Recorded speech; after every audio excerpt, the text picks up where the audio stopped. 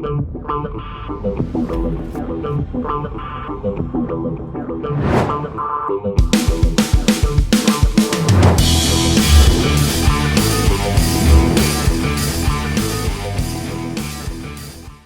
what's up, my fearless friends? Todd Falcone here. Welcome back to another training episode on creating success in network marketing. Today, we're going to talk a little bit about the subject of improving your follow-up, okay? So, look, I'll just say this out of the chute. Most of your money, most of it, is going to be made as a result of having good follow-up habits, okay? That means getting back to people in a timely manner. If you say you're going to do something, you do it. In other words, if you make a promise, say, I'm going to get back to you tomorrow, you get back to him tomorrow. If you say, I'm going to get back to you tomorrow at 2, you get back to him tomorrow at 2. I mean, simple, very fundamental things here, right? But I think there's a lot of people that struggle when it comes to follow-up. And I mean, look, I've done this for a long time, and I've heard, oh, I'm just not really good with follow-up. I'm like, well, that must suck for your check, because if you're not good with follow-up, you're dropping the ball, and you're like literally, throwing business out the door that would otherwise probably come into your business, but because you didn't follow up, they didn't join you. So let me just talk a little bit today about asking the right kinds of questions when it comes to improving your follow-up. So words have meaning, okay? How you formulate a sentence or how you formulate a question is going to make an impact, right? So quick example. If I said to you, let's say you were taking a look at my business, and I said, hey, John, is it okay that I get back to you sometime? Well, I mean, that's a pretty weak question, because first of all, I'm asking for permission. This guy's interested in my business, and I'm saying, is it okay if I get back to you? Because now he could say, no, I'm good.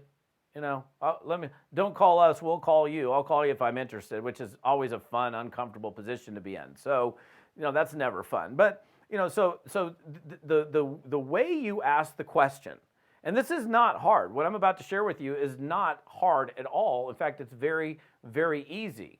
So, let me rephrase it again. So I'm talking to John. John and I are having a chat. He looks at some information. He's like, man, this looks pretty cool. I like what's going on here. But he needs additional information, which is normal. And so he's like, I'd love to, read more about the company and how we get paid. So I'm like, great, man. I can get you a video on our compensation plan, more detailed background on the company. And here's another thing. I'll just kind of insert this in here. And we don't ever want to assume how somebody prefers to receive their information. So I could say, I'll email it to you. But maybe John checks his email once a week. I would say to John, how would you prefer that I send the information to you? Email, text, Telegram, Facebook, how do you want me to get the information? Oh, text is perfect, right? So they're going to tell you their preferred way of receiving the information. Don't ever assume that just because you only do everything on text, or you only do everything on Facebook, or you only do everything on email, that person has the same habits that you do. So we want to make sure that we're getting the information to them in the way that they prefer to receive it. So now, let's say I'm getting the information. He said, no, a text is great. I'm like, okay, John. And this is the way this is the way I'll typically set up a follow-up. And I'm not going to go through the whole follow-up routine in this episode. I just want to give you the concept of asking better questions. So, for example, I'm getting them the information. John, you think you might be able to look at that sometime this week? Weak question, okay? Weak question. If I said, John, and let's say it's in the morning, I say, John, when can you look at that information today? I'll text it over to you right now. When can you look at that information today? Not can you look at that information? When? One word. When can you? Oh, well, I can look at it right now. I'm like, great. How about I get back to you in 45 minutes or an hour? You would know based on whatever information you're sending them. So let's say it might be in the afternoon. I say, John, when can you take a look at this information in the next 24 hours? Not can, because can or will you or can you? No, they can answer no to that. But when is essentially creating, without getting too detailed, a presupposition in the question. So it presupposes that he can, right?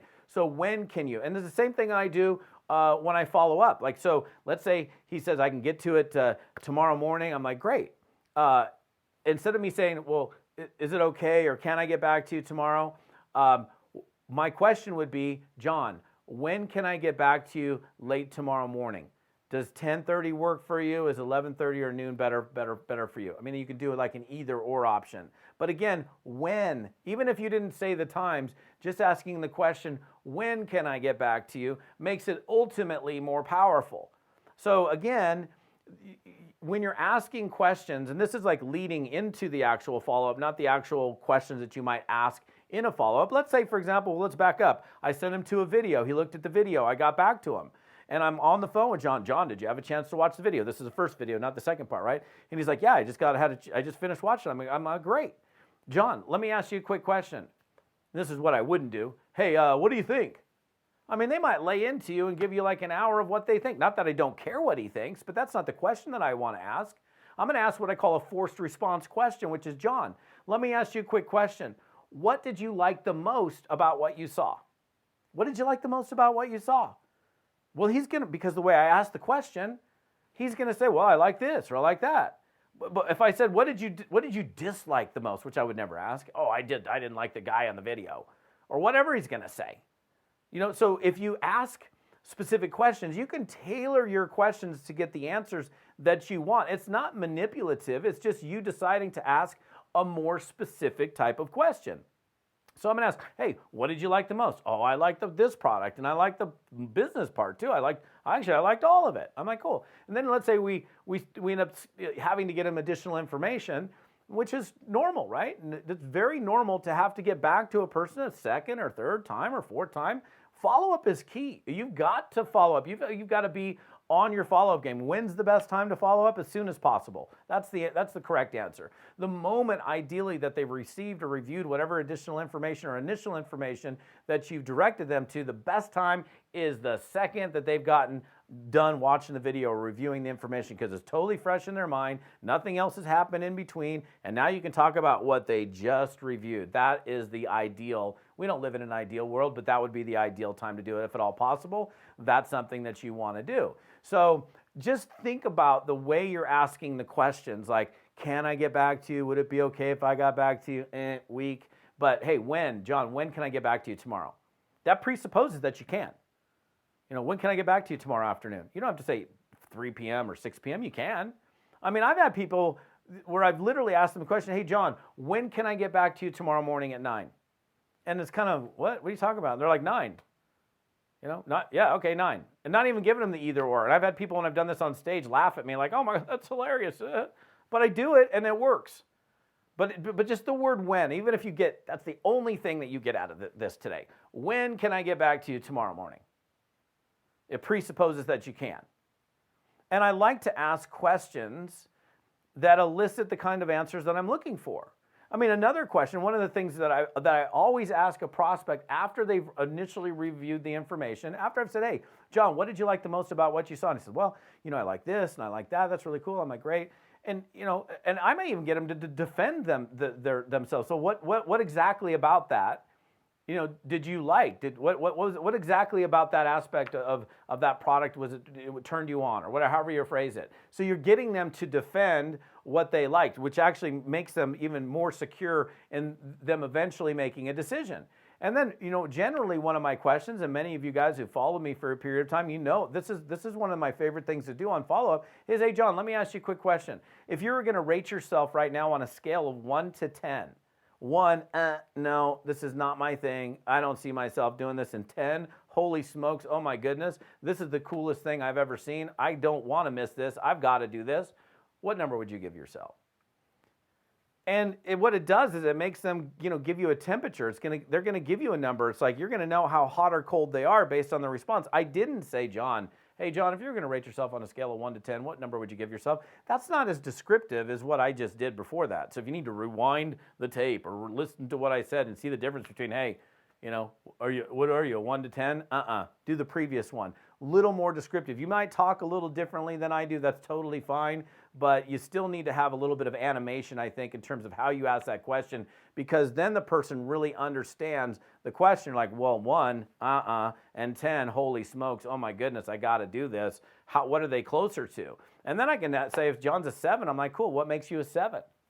You know, Well, and then again, that's getting him or her to back up and defend why they're that number, right? This isn't forcing. We can't force anybody to do anything here, but what we can do is get clarity with where they are and what they feel they need in order to, get, all the information that they require in order to make their own personally informed decision so that they can proceed forward. We can never make somebody do anything. You can't arm twist somebody into a business like this. They've got to decide on their own. And I just like to ask better questions. So I would just be aware. I would encourage you, and I've done this with coaching clients of mine, lots of people, that when you're in conversations with individuals, follow-ups, initial prospecting calls, conversations, I know a lot of people do text messaging and Facebook messaging. I do all of the above, but when you're on the phone or if you're in a text conversation, go back and review it. Review like what you asked or what you said and go, hey, well, could I have done that differently? Well, that didn't work out so well. Well, maybe I'm going to do differently in the future. Or maybe you did something really good and you're like, wow, that worked out pretty awesome. Maybe it's time to duplicate that for yourself, right? Because what is success? Success, many definitions of success, but one of them most certainly is repeat what works, delete what doesn't. That's, okay, you want to win? Okay, well, if you do something that works, do it again and again and again. If you do something that doesn't work, well, I didn't work, I'm not going to do that again, or I'm going to certainly do it differently to see if I can elicit a different result, which, when we talk about, for example, the definition of insanity, doing the same thing over and over again, expecting a different result. So you're hitting a brick wall every day, and it's just not going, and you're doing the same thing, and it's over and over and over, and it's just like not getting any result. It's like the bird is trying to get out the window, and the opening is right here. Bird's trying to get out the window, pounding on the glass, and just keeps going there until he kills himself, or it just goes, wait, I'm going to start going, there's freedom, right? Same thing here, okay? Ask better questions to get better results. You're going to get way better results with your follow-up when you start to ask better questions. And you can do that by listening to what I shared with you here. You can do that by reviewing some of the things that you're doing and analyzing, because again, we have to all take responsibility for our success. If something's not working and we're not getting the result that we'd like to be getting, and we think we should be getting a bigger result, then it's time to do something a little bit differently so we can elicit a different response or a different result. So it makes sense? I know it does. If you're on my YouTube channel, what's up, YouTubers? Great to see you. If you're on my podcast listening to me on audio, I love that as well. Either way, give me a review. I love having you guys plug into that. The rest of the story is on my main website, toddfalcone.com/episode 148. Okay? That's this episode. We've got some resources for you there. TODDFALCONE.com/episode 148. Have an amazing day. We'll see you next time.